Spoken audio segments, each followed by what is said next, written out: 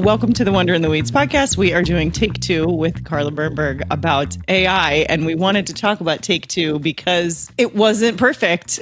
Well, actually, it was a great conversation. I'm kind of sad, but we got all the way to the end and realized I hadn't hit record on the software that we use. So it was kind of a perfect illustration of the humanity that maybe is necessary with AI, alongside AI. I know. And it's funny because I think it's two perspectives. And I think I'm taking on what back in whenever we first started talking about this might have been your perspective, but AI never makes a mistake. So AI would never, let's say, forget to record to hit record. Yeah. And there's something in this world, and I've been spending a lot of my days doing consulting work with both helping non-technical people to ramp up on AI and doing some startups AI, that just when at the end you were like, oh girl, we didn't record that whole thing. I didn't hit record. It was so refreshingly human. And that whole conversation. Yes, all of it. And I just thought we're humans, and this is what AI can never replicate, or that connection. Yeah. So let's get into that. So for those of you listening, take one was really honestly the two of us kind of coming into the middle and maybe each adopting the other person's perspective. Yeah. So we'll see today what we're going to talk about. But let's start with who you are. Just tell us a little bit about who you are and why AI is a topic you wanted to talk about, or at least were sort of noticed me talking about and wanted to have that conversation. Right. I have been, I spent the past probably 18 months really thinking about AI and mental health, working in East Africa, but mostly in Kenya, where there's one certified therapist. I'm not even positive about that, but someone who is deemed a therapist for every 100,000 people. And so when I created a program where I brought counselors into schools to work with students, the first thought was we are going to spread all over East Africa. We couldn't even make it out of Kenya because there weren't enough therapists. So I quickly became a fan of the idea of creating a mental health chatbot. We became, in an interesting way, I worked at a foundation, and we became the beneficiaries of someone else's pro bono work. So we partnered with a group out of Poland and created very intentional a chatbot where we had programmed it was in Swahili, English, and Shang, which is a contraction of the both. And we had all of the guardrails in there. Crisis keywords, what would, because I don't do the back end, trigger the chatbot to respond. Here's a help number. It was very tightly and well done. And so I was coming at it when I saw you speaking about it on, I think it was an Instagram reel. This is such a great thing because in Kenya it was that or nothing. Or nothing, yeah. And then the foundation kind of shifted a little bit and you and I talked about this, I would have said, I think one of my epiphanies recently has been, I would have said, I have used Claude as a therapist. Yeah. It's 11 o'clock at night, even if I had a great therapist. Sure. Decline. Right. She's not answering those texts at 11 p.m. Yeah. And yet the more I thought about it, and also your vantage point of the kind of practice that you do, I'm really using Claude as a coach. It's more situational. And I think that took me a while to think about as well. Yeah. So the conversation started, I think, yes, I sort of had a ranting podcast where I talked about AI in the therapy office. So not even necessarily as a therapist, but as a practitioner using AI in ways that I was a little suspect of. Like one way was for note taking, and getting your client's permission to have AI basically listen in to take notes for you. I didn't love that idea, but then for privacy reasons more than anything. And then the other idea was I was getting recruitment emails on the daily to come and work for these AI companies, essentially, I think, to train them how to do my job, because it was, hundreds of thousands of dollars annual salary to come and basically write and, probably do a lot of what you guys did with the chatbot, help with the back end, help with the crisis things. And I thought, this is really kind of funny that they're literally trying to recruit me out of a job with these big salaries and all of this, big money that I don't make as a therapist. Is this a discussion? Because you're right. I have so many friends who are therapists and do it because they love the work, not Yes. Yeah. Is this a discussion in the therapeutic community, or does no one talk about it? So I'm not sure if the recruitment is a discussion in the therapeutic community, but the computers taking over therapy is definitely a discussion. But it's more right now from the angle of the online, I'm not going to use any of the names because they'll sue me probably, but the online options for therapy and who they're owned by and what they're trying to do to regulate and how they make money on the backs of therapists. So that's really more the conversation right now than AI as a therapist. Mm-hmm. I think because a lot of us believe, well, it's never going to take over our jobs because of that human component. I agree. And I think about, I created my whole thing is consistency. And so I created a consistency chatbot. It was maybe 3 or 4 months ago. And I was testing out some other platforms and came back to my business partner and said, oh, we're not needed. Like, I can easily do this with regular old Claude or ChatGPT. Sure. And that's when he said, and I was like, oh, you're a marketer. So you're used to wordsmithing such that you elicit the response that you want from the consumer. Yeah. Getting the same kind of thing, even not manipulating the answer I wanted to my question, but being able to convey the question so well. Yes. And this is what our good conversation was last time was my fear, or I guess concern, really, it's not a fear yet, is honestly, it's kids. And because adults, sure, they're going to get some misinformation. My whole kind of concern with any of these AI models, large language models, is that they're designed to give you what you want. They want you to hear. They want to feed you the information that you want to hear. That is not the role of a therapist. We're not to give advice. We're not to give answers, and we're meant to sort of get you to a place where you realize the things that you need and the ideas that you want to have.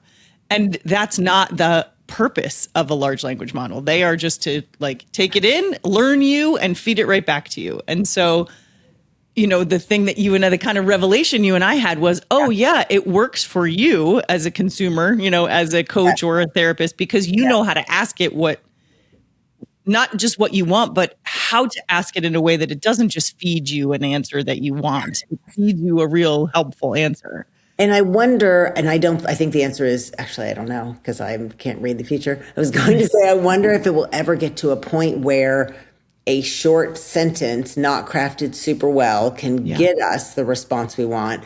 Because even in the 11 o'clock Tuesday night isn't really a made up example. I'm at that crossroads of, I don't know what the decision is, but my prompt wasn't, everybody sucks and this is what's going on. It was this long and crafted. And the response I got was, embarrassingly or not, something I hadn't considered. It was so helpful, but that was after investing time in the prompt. And what you say about kids, both not having the skills or the patience. Mm-hmm. Yeah, they want an answer. Yes, that's when it's even, when we were doing the crisis keywords, I said this to the group we worked with, Tech to the Rescue, and he's like, we had never thought about that on a project like this. I'm sure other people are, but I still live with my 20-year-old, and she will use words that I'm like, no, context clues, I don't even know what they mean. So I was like, we need to bring in our counselors. So my team of Upili counselors, and they were tasked with, the focus groups, and we did it all across the board like that. But then they had the assignment of, they were the boots on the ground, the ears with the kids. If you hear anything that this is a new way to say, unalive myself, kill myself, any of that technology. So every month we had a download of, what have you learned? What is the slang that's changed? So, so current, because everything's changing from the AI to the language, and the guardrails can't protect if they don't have the right information. Absolutely. And I that's such a great example of both something that I find heartening that you and the organizations were doing that, but also that worries me because I don't think other organizations are going to do that. I think, you guys, your mission was mental health for children. And, as evidenced by these sort of online therapy platforms, Their mission is making money. It's not the well-being of the people that they serve. It's the money that they can make on the backs of those people. And so I worry as this thing grows, two things. One, that we aren't going to give kids the skills. I saw it with just basic internet searches. I was still teaching when, Google became a thing that kids used for quote unquote research. And I personally, not because it was in the curriculum, but I taught them how to do it and how to discern between a real resource and some guy in their basement who made a website because he's into the Civil War. And so that wasn't in the curriculum. It has since been in the curriculum, but I'm not sure it's updated fast enough anywhere to keep up with these kids. And so the same, I worry that they're not going to have the skills to use AI properly. And also I worry about the people behind it, that they're not building it with that in mind either. It is both. And you first had me thinking, okay, I wonder if this is a uniquely right now American thing, because I've seen other countries start to, that curriculum is schools. But then I think about a woman who you and I met a lifetime ago as bloggers. And I also met her then as well. And like all of us, she has grown and evolved, and she's working in the New York City school system, digital literacy, but then that I'm sure expands to AI. So does this open up a place where not just entrepreneurs, but people who care kind of jump in and offer this? I mean, yes, there's so much opportunity. And, I've thought about that even just with this tiny little platform of how, and over the years I have done a sort of, how do you educate parents too? Because, we're sort of unique in the sense that we all were online as bloggers before anybody really understood the wide world of the internet. And so we grew up with it. Influencers, but we did not, because we didn't have the word. Yes, exactly.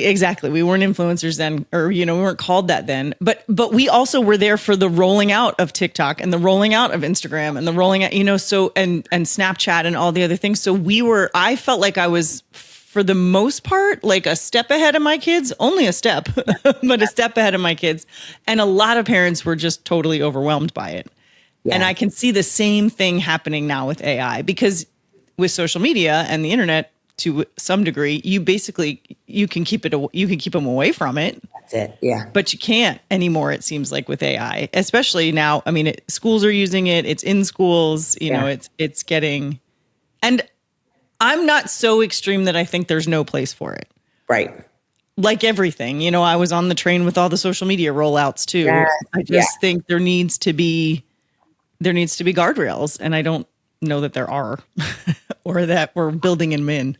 Oh, and I know, and parents aren't thinking about, there's so much to worry about as a parent. Is my child looking at porn, like all of it? They're never thinking that little Susie is alone in her room and no one else in the house is awake, and she goes to that GPT. And it's like it was 2 years ago now, the occurrence where I think it was Chat that basically told that young man. Oh, yes. Yeah. I think he said something like, I want to kill myself and this is what I'm going to do. And if I'm remembering right, Chat said, that would never work. This is what you need to do. Yeah. Again, it gave him the answer it thought he wanted to hear. Yeah.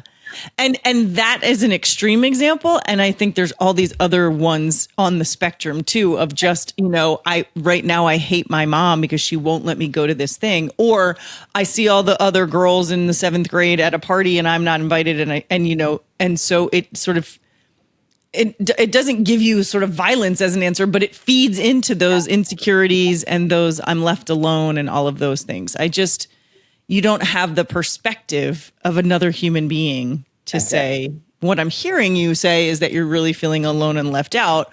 What else could be, what's another thing you can do for that? Empowering the person. AI is not very empowering. No. And I think of your husband, because I think he does similar work to what I'm doing in marketing, PR. And so when we put something in, like I created a document yesterday and put it in, because I'm like, the founder is traveling. He's on vacation. I need to know, did I nail it? I still have 4 more days. And just giving the AI a role, you are, but more than that, I mean, I always use the word brutal. Cannot even think of a better one, but please give me brutal feedback. And then I get back, this is weak, all of it, which I wanted. Sure. So I don't know how kids just don't know that. It's not even, how do we teach them that to make AI not always affirming? You're right. Well, I hear that too. And I think even if they knew to ask for the feedback, as a writer, I'm immediately like, well, not all of those sentences are weak, or I want that to sound that way. That's being older. And I think you've got a new writer or a new learner, and they get this feedback that's not necessarily wrong, but there's voice and style and everything else in writing that they're not getting from a brutal feedback ChatGPT or Claude or whoever. So there's just these it's funny. I just recorded a podcast about this, about nuance and like the gray area of life and how it seems like we're all being pushed to either end of the extreme. Yes. And, or the extreme ends of the spectrum. And I think kids specifically, they live on those extreme ends of the spectrum. They do, yes. And so there is no nuance with chat a lot of the times, or whichever one you're using. And you're right. I did respond with all of the weak points, maybe one. I was like, oh, I did not catch that. The rest of them, it's like, nope, that's what I wanted. Yes, exactly. And I don't think this would happen in the States because it's such a unique situation where these students realize, we're in a boarding school. Here, there's support. There are therapists. Yes. And then we go home to the village and there's nothing. And so we created the chatbot to be accessed on the WhatsApp platform, which blew my mind because I am not a full stack developer or whatever. Whatever it needs to do that. Yeah. Is amazing. Yeah. It met them where they were, what they were already using, but they knew. And also we reiterated, this is a tool in your tool. Literal tool about imagery. Somehow reflecting that to younger people. I don't know that we can, and I'm curious what you do, say it in therapy sessions. This is but one small piece. Yes, exactly. And so two things with that. One, if somebody brings it to me, because they do, everybody's using it for stuff, for coaching, like you said, they bring it to me and say, this is what happened when I plugged this question in, or this is whatever. My response as their therapist is, and what do you think about that? I just get them to reflect on the answer so that they have some input into this thing, and it's not just doing what this machine told it to do. But the second thing with kids, or your example specifically, I think is really important, is that they had humans behind them. And then when they went and used this tool, I would bet money on the fact that in their heads, they're picturing those counselors from school. That gives me chills. I think you nailed it in a way I hadn't thought about, because that's it. And the phrase human in the loop has been so overused that it's almost meaningless. Yeah. You're right. It anchored in, I'm sure they heard Joseph in their head giving. Sure. Yeah. Yeah. And that's what makes it a tool, almost like an extension of him. Yeah. I think that when I now, because I don't live in New Jersey anymore, a lot of my clients, almost all my clients that stayed with me, they're all remote clients. Right. And so I see them all via video and everything else. It only works for me. I can't speak for them. It only works for me because I had in-person experience with them prior. I haven't started a new practice here yet in Minnesota for that reason, because I'm like, I don't know if I could just meet someone on a computer screen and have the same kind of energy exchange that I do. It's perfectly fine with the folks I have now because we've had in person. We know each other. We have background and all of that stuff with each other. It is so hard. I mean, I've never met my therapist. I've never met in person. But also, I mean, I'm taking all this AI experience and I'm looking to see, okay, what is my next if I bring it to the States? Yeah. And I have had so many people say back to me, I don't know, Carly, you've never done this specific thing, whether it's a culture job or I'm like, if I can unite people and make connections across 9,000 miles on this screen, having never met them, I can do anything. Because I think you're right that it's extraordinarily hard. Yeah. Yes. And also it surprised me because of my early life on the internet. I feel like I have deeper connections with people I met through blogging than I do with some of the people that I lived next door to for years and years. So I was shocked at my hesitation with the online piece of it because I thought, no, I've made really great connections online, sometimes way before video even existed, where you were just talking to each other in chat boxes. Okay, that makes me think two things. I'll Yeah. say the second one. The first one being, and I don't love this, I don't love when people name their AI and it Yes. comes back to the counseling and can AI give us therapy when they start to say, I was asking Sally and, that's my chat GPT. I'm like, this is getting a little creepy. You're handing over to Sally some power that may not really. Yes. Sally's not a real person. So it makes me think that. Mm-hmm. Yeah. And the other one being just when we connect with people online, I think it's when it's peer level, we can be so vulnerable. I think it'd be different in your situation to create that connection. And it's the same with the AI chatbot, creating that connection through a screen when it's not an equal. Yeah. Yeah. Yeah. That's a good point. You're almost, the people are coming almost looking for, here's the thing with AI, you are looking for answers. Yeah. And therapy, you might also be coming looking for answers, but we're trained not to just hand them to you. That's it. Yeah. And to get you as the client comfortable with that notion. I'm certain there are people who leave my office, and I know I've done it. I've left my own therapist's office like, I wish she would just tell me what to do. Same. Yeah. Interesting. And I hadn't framed it that way, that for my team in Africa, it's a tool when there's like literally no one else around. Yeah. Me, whether I'm using it as really probably a coach, it's a tool for all of my people are busy and I don't have an appointment with my therapist. I'm going to brainstorm this question. Yeah. And I wonder if there's ever a clear link for people or it's all subconscious that I want someone to give me the answers. And they're always, they never say, I know what sad means to me. Yeah. What does it mean to you? And so I wonder if that's any of it. Yeah, if that's what it will evolve to. Part of me, when I get these job recruitment ads, I think, well, maybe I'll go take one of these and see if I can influence this in some way. Because I do think, you bring up such a great point with the rural, it's Africa, but there's plenty of places in the US too that are sort of deserts for mental health and accessibility in general. So if we could, and that's why I had zero problem with video therapy because I thought, great, if we can get into people's homes, all the better. If they're incapable of leaving for whatever reason, and this means they can access these services, I'm all for it. And so again, I'm not 100% anti-AI as a tool in the toolbox, but I just get nervous that people aren't really trying to design it in such a way or teach people how to use it in such a way that it's beneficial. It's that, and we're at such a strange time right now because I imagine in 10 years, there'll be many more. I don't even know. There's a platform now that is basically job coaching. Yeah. All humans, but there's an AI component. So I did not know this. I had a job coach from there and then had a friend go on the inside. It's a human like you and I are doing, but there's an AI component being introduced where the questions, I guess, are somehow maybe you see them. AI is listening, like ask them this, maybe ask them that. Okay, that's interesting. Yeah. And then the other end being the packaged, which I don't know if this exists, but it's all AI therapy. So that's a totally, and maybe I'm paying monthly. There's a subscription. Sure.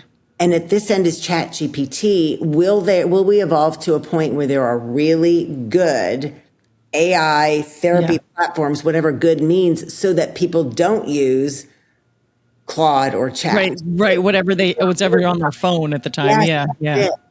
Yeah. And who's going to be responsible for that? I think I'm just generally skeptical of anything out of Silicon Valley because for 30 years they've claimed that they're trying to make the world better, and we're all now realizing that was bullshit. That they were really just trying to make money. Yes. So I'm skeptical of who's going to come up with the, human facing therapy model? Yes. And I mean, I think I've come around to your perspective. I mean, I always kind of was your perspective because of the human counselors in my experience. Like that was key. And what we were really preventing was backslide. So I mean, sometimes the sliding scale therapy is still out of people's reach. You know, it was 225 and the sliding scale brings it, let's say even to 100. That still might be too much for people. If I can afford the monthly session with you and then I'm using AI as we talk about, and you're kind of in there as the scaffolding to support me in between sessions, that works. But just out in the wild for most people, it doesn't. Yeah. Yeah. And even the in between sessions piece, is it with the understanding that you're going to bring it back to the human to process through it? Or are you using it sort of, again, to get answers? You know, when you're frustrated with your therapist that she won't give you the answers, are you going to go, yeah. And it comes back to insurance so much. I mean, it makes me, this is so beaten to death, but so sad at how expensive mental health care is. Yeah. Even have insurance. AI has democratized access to so much in a good way when used well. Yeah. Could it democratize access to really good mental health care? I don't know. Yeah, I don't know either, but you're right. But and it also feels frustrating that we're going to try to fight insurance with another technology rather than just fight insurance for the sake of the humanity involved. Because yes, it's inaccessible, it's expensive, and also they're not paying therapists anything either. You know, the insurance model is so broken, no one's making money except insurance companies. Yeah. Yeah. So, you know, it's maddening. And the sliding scales are, you know, we're all doing our best, but yeah, it's some of them aren't even enough. So no. And so I mean, I'm such a fan of AI when used well. Yeah. And I think I came from a place of privilege on some level before we started talking because we had been so intentional. Yes. We've got to be really careful. A lot, the implementing team out of Poland, but just, and they don't really even have, it's not like the States where everybody sues everybody all the time. It was just hair perspective, all of the guardrails. We need to be really careful to have it over trigger. Are you sure you're okay? If you're not, here's a number. It's not great. Yeah. We had talked about, could we, and we could not route, I don't even know how this would work, like a helpline almost, but route them from the chatbot to a human, and it just doesn't work. Yeah. Well, because do they have to take the initiative to call that number?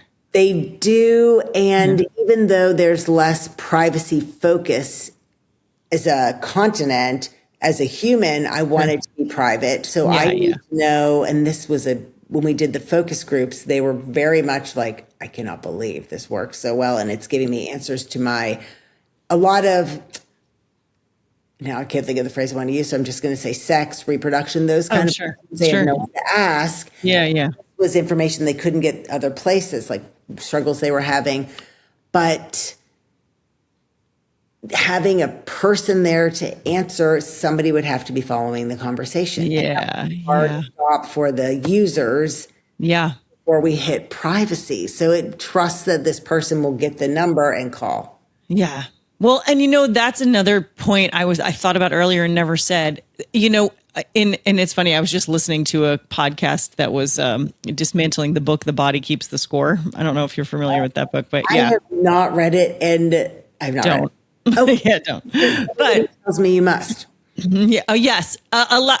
Look, there's some good things, but actually the sort of what I came out of this was, you know, this is a lot like every other intervention that we learn as therapists. Like there are just devotees to some and all. And I have this really eclectic practice of like, oh, this part of this thing is good. And this part of this thing is good, depending on who's sitting in front of me. You know, I'm trained. I'm overly trained in so many things, but that's because I'm like, well, this doesn't actually work fully for this person, but parts of it do.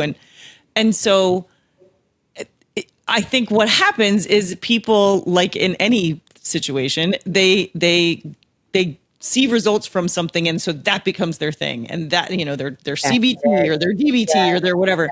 And in reality, the one consistent thing over and over and over that you'll read in psychological research is the relationship is the part that makes therapy successful. And I can't help but think, well, are people going to develop relationships with these? Is there, that positive regard is going to come from your chatbot, or, that kind of, are they going to understand the nuance? Are they going to remember that your great great grandmother said this thing to you 10 years ago and it still comes up? Like, the answer could be yes, because that's how they're programmed. But I think the relationship is the thing in therapy. It's the healing mechanism. It's the way that you're able to get the insight that you need. And if you don't have it, how is that really going to work long term? I think they'll be great to give you answers, but how's it going to work long term? And it's scary. I mean, I would say the relationship is the thing. Like, period. Yeah, full stop. Yeah. Everything. And we're at such a pivotal time. It's amazing how this is, and I think about this way too much, but like the printing press was invented and everyone was like, oh my gosh, the sky is falling. And then they're like, no, it's not. I understand the printing press. But now it's like we wake up every morning and there's a new printing press with how quickly it's iterating. Yes. And quickly, like you and I, and hopefully generation or decades behind us, know the relationship is the thing. Yeah. Whether it's a therapeutic relationship or that connection. Yes. And then I think about, I don't know how old they are now. Let's say they're 10 years old, and they will be using AI always, and it becomes like the Jetsons. Will they have that memory of, like I do? Claude made some comment at one point like, here's what's happening, Carla. You're trying to live in Austin, but you're really living in East Africa because you're existing in that time zone. And I was like, oh my gosh, that is it. Now, it wasn't a great therapeutic declaration, but I hadn't put it together. Yeah. No, but again, sometimes it's got great insight. Took it for, oh my gosh, computer brain. That was what I was missing. If I wasn't so tired, I would have seen it. Versus, you are my everything, and now I'm calling you Sally. And yes. And and the thing that makes me most nervous is that idea that I'm calling you Sally, and you know everything. I don't know everything. I work with so many folks that are coming out of, or, recently or a long time ago, out of abusive relationships. And when I tell you that their sense of self and trusting their own gut and understanding that they do know a whole lot about themselves, coming back to that, if you're looking to, and those are the ones that make me nervous when they come to me and say, I asked ChatGPT this question. I'm like, no, because you don't need ChatGPT. You know the answer to that question. Interesting. Sorry to interrupt you, but that is good. Yeah. Not thought about that. And with teenagers, trust. Yes. Erode that. I had never thought of that before because I'm 56 and 11 months and I already have the self-trust. Exactly. I could say to Chat, hey girl, do these shoes match my outfit? And when Chat says no, most of the time I think, oh, now I see it. But sometimes I think, it does. I like it. You're right. I've never thought about that. The next generation using this will get to there. Yes. When their sense of identity either isn't formed because they're 10, 11, 12, 13 years old, or it's so eroded because of whatever relationship they've had in real life that they don't even know what to trust anymore. And here's this thing giving them answers that work for their lives. It's hard to then rebuild that sense that you actually know yourself pretty well. You don't need this machine to tell you the difference.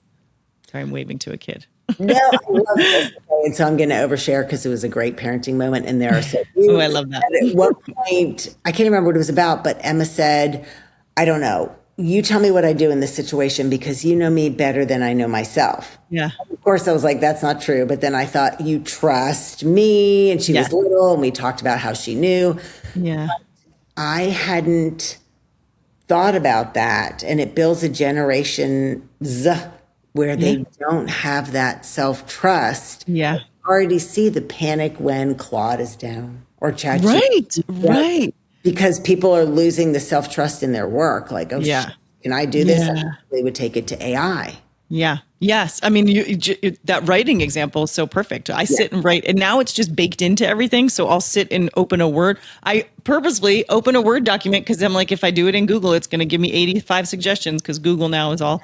But Word is now AI generated. So it'll generate things like this is weak. As I'm typing, I'm sure there's a way I can turn it off. It's new, so I'm sure there's a way I can turn it off. That's But I'm like, imagine if I wasn't, I get mad at it because I'm like, I know how to write. I don't need you to tell me how to write. yes. And I know my voice. And so, yes, is this incorrect grammar? 100%. But that's my voice, and that's what I'm doing. I like it. It's my style. Yes. Yeah. But if you're, learning these things, then, that's a small example, but just on a grander scale, that idea that like you don't know what you want to do and it's telling you. And like the women that I work with in coaching, I'm doing a lot of dating coaching right now. Nice. That all goes back to self-trust. And since they've had it and sometimes lost it, we can work on rebuilding it. Yeah. But if you don't ever have that. Right. And look, not to get so existential, but women in general don't have that. Right. Especially when it comes to, if it's heterosexual dating, especially when it comes to men. Yeah. They don't trust their own instincts, or they override their own instincts because they think that the reward is going to be worth it. Yeah. Yes. And I mean, on some level, I hadn't really thought when we were creating the chatbot that it felt like Band-Aids on a sucking chest wound. Sure. Small and we didn't have enough. But zooming out and getting perspective, it's almost the template we should all follow. Yeah. Therapy, whatever that looks like. Yeah. And then this is the little tool. And what you said was really powerful about they probably hear it. I didn't hear anything when Claude said to me, you're living in Austin, but living in Africa. But if I'm hearing Joseph or your voice and I'm coming back to therapy I've had, and I don't know how we make that happen in the States, but I think one piece. Yeah. I mean, increasing mental health for people to begin with. And then, yes, using AI as the tool that it should be instead of the everything. Much like the therapeutic interventions, when people hook into them and think these are the only answer. Yeah. I think a lot of people are doing that with AI too. Like, this is the answer. And it's like, well, no, it's a tool, but it's not the answer. I think that's it. And I don't know how that evolves. And maybe I belong to all these associations that do AI for good. And so it's I cling to that because their goal is, how can we take this amazing thing that could go off the rails and really get good out of it? I'm trying to think. Tech to the Rescue was who we worked with. And so even that word rescue, I'm like, yes, we are trying to lift people up. So maybe it'll happen. I don't know. I mean, things are so different in a year. Yeah. And look, I always try to end these things with, finding the wonder in the weeds of it all. And I think that you said this last time and it stuck with me, that you belong to an organization that multiple organizations belong to that are trying to use this for good. That gives me some hope that there are a lot of humans out there behind this AI that aren't just trying to fill their pockets, but instead are trying to use it for good.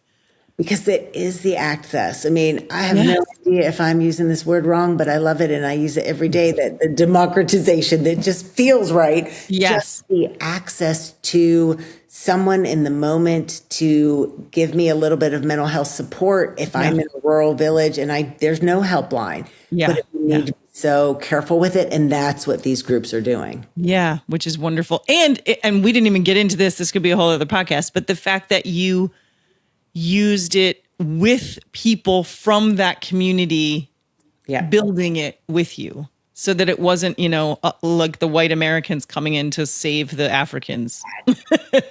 You brought the technology to Africa for the Africans to do what they know how to do with. Key. And my biggest learning, and I will never forget this, I will leave you with this, and if you already knew, you can tell me. I don't know if it's like this in the States, is I did a big... we did focus groups, pushing back. It was called Tumaini, which means hope in Swahili. Oh, nice. Okay. And I was like, this is going so well. The guardrails are in. I mean, they were pushing back. And then I had a deaf counselor say to me, this doesn't work for the deaf community. And I thought, but it's not saying anything. Yeah. I don't know what you're talking about. And I didn't know, explained it to me that the sentences need to be structured differently. They kind of mean different things if they're not structured in this way, because KSL, Kenya Sign Language, is different, I'm sure. Oh, wow. Okay. And he said, you need to be really careful. And so another guardrail built in. so that we didn't accidentally do sentence structuring that meant something different to a Yeah. So it needs to be a lot of intentionality. Yeah. And a variety of sources too. So that everybody's represented in it. Oy. Which we know neither mental health nor technology has been great about including a lot of sources and everybody being represented. Yeah. So, yeah. Well, thank you for doing this again with me. I have checked the record button about 8,000 times, and we have recorded this time, so we're good. And I love how it was the same and totally different. Yeah, agreed. Yeah, we've sort of we started at the same place almost this time, but I have opened my eyes a little to that it needs to be used in some way. Yeah. For access for people, but how do we do it? And I'm heartened to know that there are people like you and your colleagues out there doing the right thing with it. So that's good. Thank you. Well, thank you for having me. Thank you to Carla Bernberg for coming here to talk about AI for the second time. Both our perspectives, her lived experience with it, and my concerns and sometimes panic about it in the therapy world. But it was really eye-opening conversation, and I really appreciate her coming. And thank you all for listening and or watching. If you're looking at us on YouTube, then please like and subscribe. Feel free to leave a comment if there's anything you want me to talk about soon. I'm happy to do it. And then don't forget we're on Substack. So come check out Wonder in the Weeds on Substack under Cristie Ritz-King. I write there once or twice a week. I put these shows up there. You can watch it on video or you can just listen to it live. And you can also get the podcast anywhere you listen to podcasts. So thanks again for coming. I'll see you next time and keep looking for the wonder in the weeds of life. Take care.